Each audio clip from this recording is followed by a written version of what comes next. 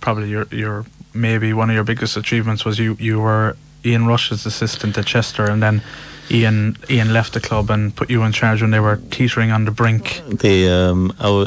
I don't know whether it was lucky or unlucky.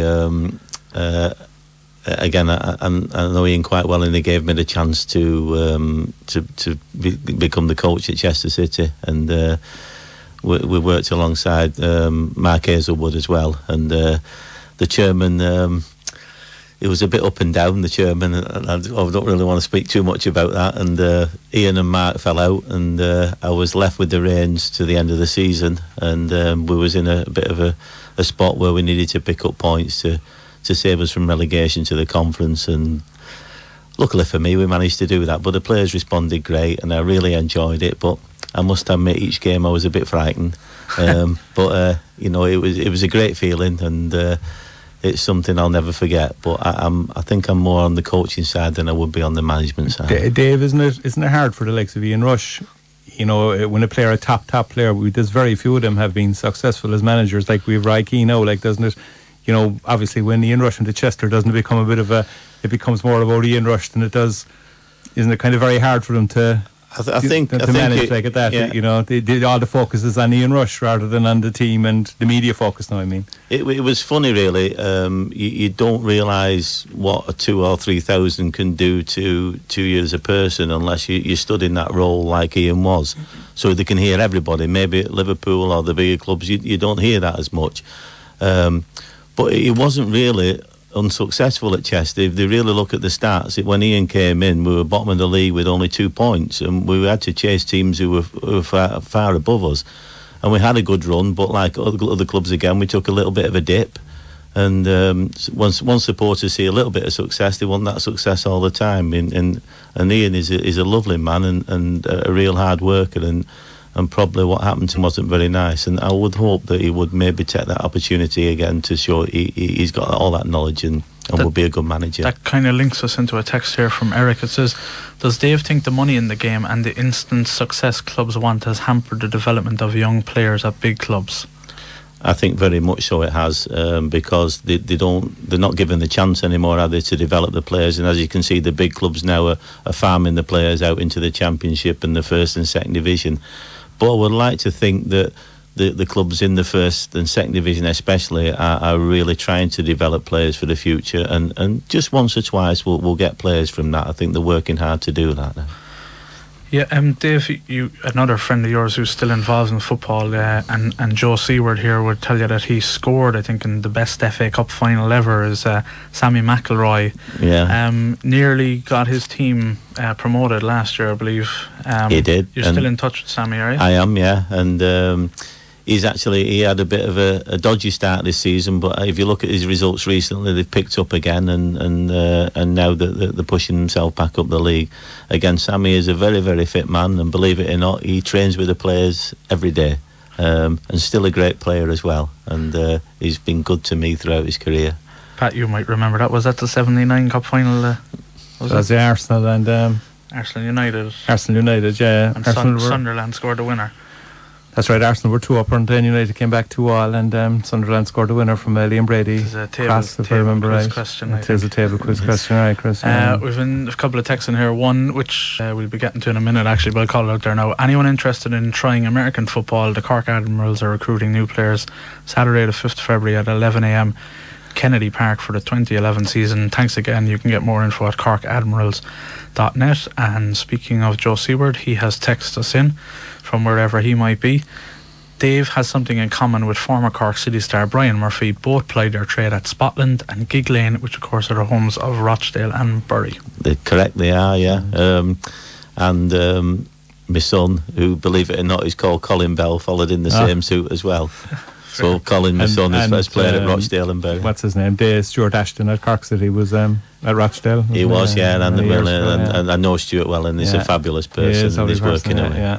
There's another text in there on 0867 200 931. It says, congratulations to LifeFM and Sporting Life on receiving an award last week for the coverage and support of women's soccer from the FAI. Keep up the great work. That is from Katrina, who has a big smiley face after it. That must be for you, Dave. We don't normally get them. But Dave, just speaking of that award, on Monday, Paul Cleary, Emma Martin and Denise O'Sullivan were in here. You're coaching Denise at the moment. You must be impressed with those girls at that level, the likes of Denise, Claire Shine, Rebecca Carney and Amanda Budden, their dedication to the game. I'm very, very impressed, and I think people who's never watched the game and don't know anything about the game would be extremely impressed. And we've said it many times before. If you took them international girls up to the boys' emerging talent, they wouldn't look out of place. And I'm telling the truth there. They definitely wouldn't look out of place. They've got fabulous ability. And I hope they go on to do for better things, and that's what's important now. That we need. How can I say? If Wilton get knocked out of the National Cup, then a lot of games maybe aren't that hard for Denise, and that's no disrespect to the teams who they're playing. So there needs to be a level now where we really work hard in saying, look, if there's the top 3 or 4 clubs in Cork and get into a Munster League with other clubs, then it's going to be better for the development of the girls, better for the development of the teams. And they need to look at the tier system like they have in England, which is good for the girls, and you can develop to be a better player and a better team. And of course, Paul Cleary was here on Monday. He was talking about a national league, and no doubt when you're in Norway, they have a national league. So do Denmark, so do England. Hopefully, they might, kind of push, not push, but give enough ideas that we might have one here soon as well. I don't think we'd be able to follow the suit of England, who are going on to a Super League this year, aren't they, and getting players paid at every club. But I think looking at the emerging talent now, where there's going to be 8 centres, I think if we could probably get a league out of that, which would be all the best girls at under 19 level, and maybe link them into a club, that could be successful. But that's only my thoughts. It's not the thoughts of anybody else. Well, I suppose the more competitive games they're playing, the better. Another text in here. Ask Dave how pleased he was to see Rochdale get promoted after being the perennial re-election seekers in the days of the old 4th Division. Well, not many people really know it. I think Rochdale got promoted last year on the lowest budget of that division as well. So they didn't even have a big budget, yet they managed to get promoted. So great credit to the manager and his staff there. There's obviously a Rochdale fan somewhere, because there's another text in about Rochdale. Rochdale never won any competition since joining the league. They played in the final of the League Cup in 1962. Only bottom division team to have ever done that. I presume that was before your time, Dave. It was, yeah. I'm not that old. Dave, we're talking about emerging talent there, and an Irish player who's been in the news this week is Seamus Coleman at Everton. Now, he would have come through, but he's from Donegal, but he would have come through these systems, probably the first maybe big name that has come through the new kind of system. Went on to Sligo Rovers then, but I presume he's kind of the guy you'll be pointing at when you're trying to sell this to clubs and leagues and players. I think that not just for Seamus, but if like I said, when we went across to England this year with the under-18 boys, I think Wolves and Nottingham Forest were extremely impressed of the standard of the players. Now, the more often we do that, the more often the English clubs will see the standard of players we've got over here, which is great. The boys have a great standard of players, and there's lots and lots of more players going across there now.